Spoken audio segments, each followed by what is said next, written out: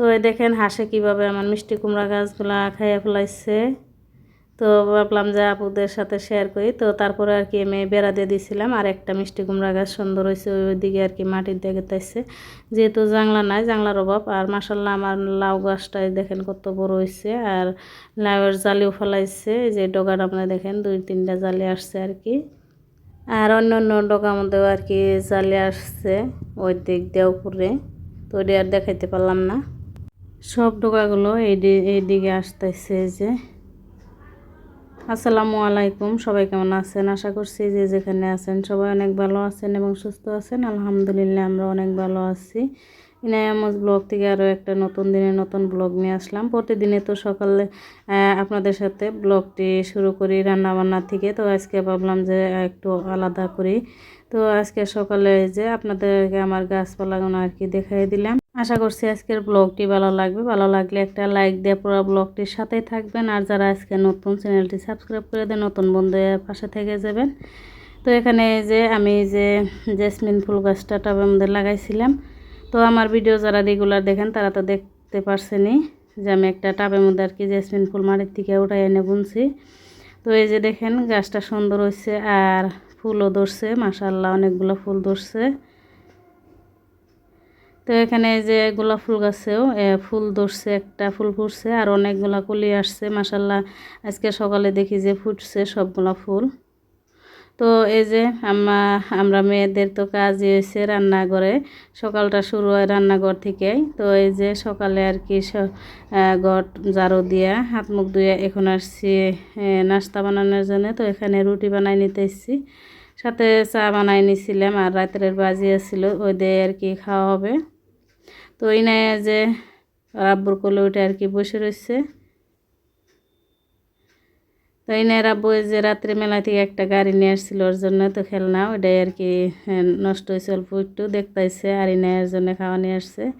আর এই দেখেন বাহিরে বৃষ্টি, দাদি রুটিগুলো আর কি বানাই দিল, আমি বাইজে নিলাম।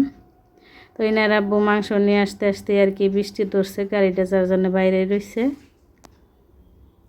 তো এখানে যে মাংস কাইটা ধুয়ে আমি ভালো করে করে নিছি। তো এখন আমি মাংসটা কষাই নিব। তো আজ রান্না করব মাংস দিয়ে পাকা কুমড়ো দিয়ে রান্না করব। তো এক রান্না আমাকে আজকে 3 কড়াইতে রান্না করতে হলো। তো দেখতে থাকেন কিভাবে আমি এক রান্না 3 কড়াইতে রান্না করলাম। আসলে তো নেই আজকে অসুস্থ, আসলে তো বাচ্চারা অসুস্থ থাকলে মায়েদের মন একদমই খারাপ হয়ে যায়, অনেক কষ্ট হয়।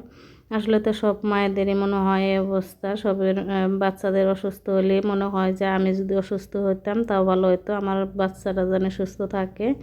ইনাই অনেক অসুস্থ, তারপরেও আর কি তাড়াতাড়ি করে রান্না করে নিতেছি। ইনাইয়ের আব্বু বাড়িতে আছে, যেহেতু ওর আব্বুর কাছে রয়েছে এখন, ওর ফুপুর কাছে থাকে বেশিরভাগ সময়। আজকে ওর ফুপুর কাছেও আর কি থাকতেছে না।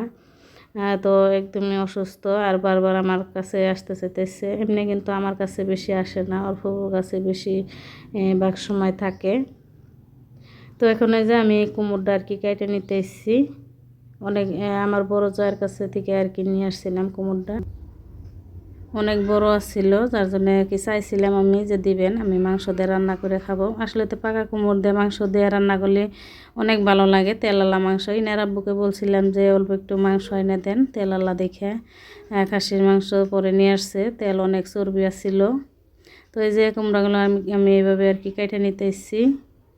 আর এই যে দেখেন কীরকম চর্বি মাংসর মধ্যে, খালি চর্বি। আর মাংস এই যে কুমড়োটা আমি কাইটে ধুয়ে হলুদ দিয়ে আর কি অল্প একটু ভাপ দিয়ে নিলাম। তো এইভাবে ভাপ দিয়ে নিলে গেলা খাইতে ভালো লাগে, আর অনেক সুন্দর হয়েছে কালারটাও।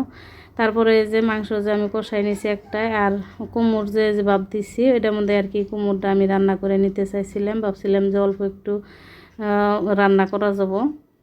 তো এটার মধ্যে আমি প্রথমে কুমড়োটা কষাই নিয়েছিলাম, পরে দেখি যে না কমলো না, পরে আবার বললাম যে মাংস কষাইছি তো এটা অল্প একটু বড় আছে, তো এটাতে হয়ে যাব। তো তারপরেও দেখি এটাতেও হতাইছে না, তারপরে কি করব, আবার আর একটা বড় সাইজের কড়াই নিয়ে আসলাম। তো এটার মধ্যে আর কি রান্না করে নিয়েছিলাম। তো আমি এভাবে আর কি আজকে একটা রান্না 3 কড়াইতে রান্না করে নিলাম। আসলে তো ইনায় অনেক অসুস্থ ছিল, যার জন্য আর কি আমার কিছুই ভালো লাগতেছিল না। আর এই যে ইনায় বারবার আমার কাছে আসতেছিল, যার জন্য আর কি তাড়াতাড়ি করতেছিলাম। তাড়াতাড়ি করবার যায় যে আরও অনেক কাজ বাড়লো, কারণ হচ্ছে আরও 2টা কড়াই তো আমাকে ধুতে হবে। তো এই দেখেন মাশাল্লাহ মাংসগুলো রান্না করা হয়ে গেছে আর অনেক সুন্দর হয়েছে, খাইতেও কিন্তু অনেক মজা হয়েছিল। ওখান থেকে আমার ছোটো জায়গায় অল্প একটু তরকারি দিয়ে দিছিলাম।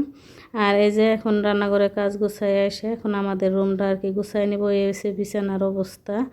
তো এই যে এনে আর কি লাভ পারে করে বিছানায় ওঠে। তো এখন আমি এই যে বিছানাটাও গুছাই নিলাম, রুমটাও সব কিছু গুছাই নিয়ে ঝাড়ু দিয়ে নিছি। তো আজকের ভিডিওটি এ পর্যন্তই। আল্লাহ হাফিজ।